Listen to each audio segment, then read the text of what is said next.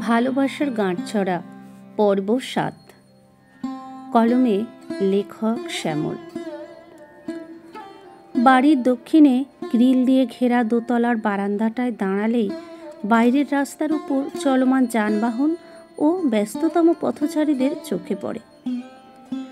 কফির কাপে চুমুক দিতে দিতে সুতপা ও শ্রীমতী সন্ধ্যাদেবী ওই বারান্দায় পায়চারি করছিল। গভীর আবেগে কফির কাপে চুমুকরত অবস্থায় একসময় পেয়ালা হতে উষ্ট্র উঠিয়ে সন্ধ্যাদেবী সুতপাকে বললেন, দেখ সুতপা, তারা তো আর আমাদের কেউ আপন আত্মীয় নয়, আর তাদের সঙ্গে যে কোনো নারীর টান রক্তের সম্পর্ক আছে তাও নয়। এখানে শ্রীযুক্তা সন্ধ্যাদেবী তাঁর বাক্যের মধ্যে ব্যবহৃত তারা এবং তাদের শব্দযুগলের মধ্য দিয়ে যে শুধু প্রিয়সীদের পরিবার সম্পর্কেই বলতে চেয়েছেন সেটা সুতপার বোধগম্য হতে ক্ষণেক মাত্র বিলম্ব হলো না। কফির পেয়ালা থেকে ঠোঁট উঠিয়ে সহজ গলায় সুতপা বললে, হ্যাঁ তা তো নয়ই। সুতপা যেন আরও কিছু বলতে গেল, কিন্তু সন্ধ্যাদেবী সুতপার সে সুযোগ উপেক্ষা করে পূর্বসুরেই তৎপর বলে ওঠেন, নেহাত তোর বাবার বাল্যবয়সের বন্ধু, আর একমাত্র সেই বন্ধুত্বের সুবাদেই আমাদের ফ্যামিলির সঙ্গে তাদের ফ্যামিলির এত দহরম মহরম একটা চিরন্তন ভালোবাসা গড়ে উঠেছে। এমন সম্পর্ককে তাহলে কেমন করে ছিন্ন করে দিই বল? বিনম্র কণ্ঠে সুতপা বলে, না মা, তোমাদেরও সম্পর্ককে তো আমি বিচ্ছিন্ন করতে বলছি না, আর এটাও বলছি না যে তাদের ফ্যামিলির মেয়ের সাথে আমাদের ফ্যামিলির ছেলের মধ্যে বৈবাহিক মেলবন্ধন সৃষ্টি করে দুটি পরিবারের মধ্যে নিহিত বন্ধুত্বটাকে গভীর আত্মীয়তার সম্পর্কে আবদ্ধ করো।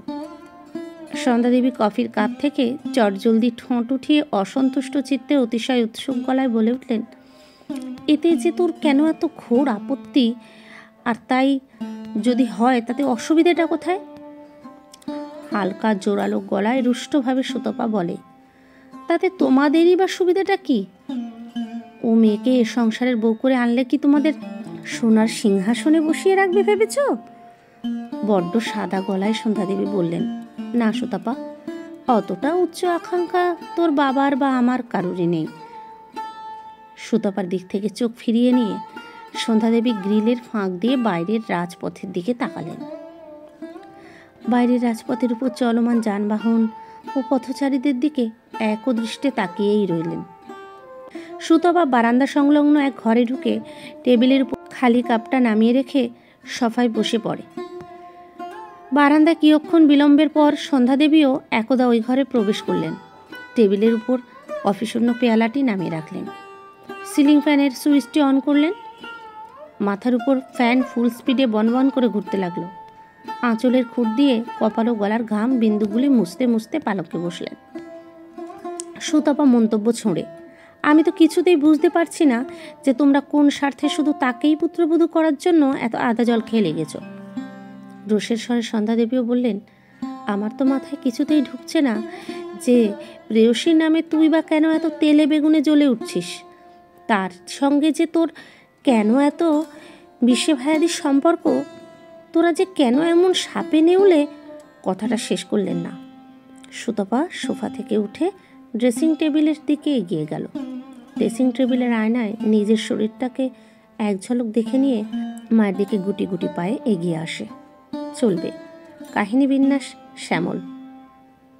কণ্ঠে আমি বনানী। ভালো লাগলে অবশ্যই লাইক, কমেন্ট, শেয়ার, সাবস্ক্রাইব করে পাশে থাকবেন। ধন্যবাদ। দেখা হচ্ছে পরবর্তী পর্বে।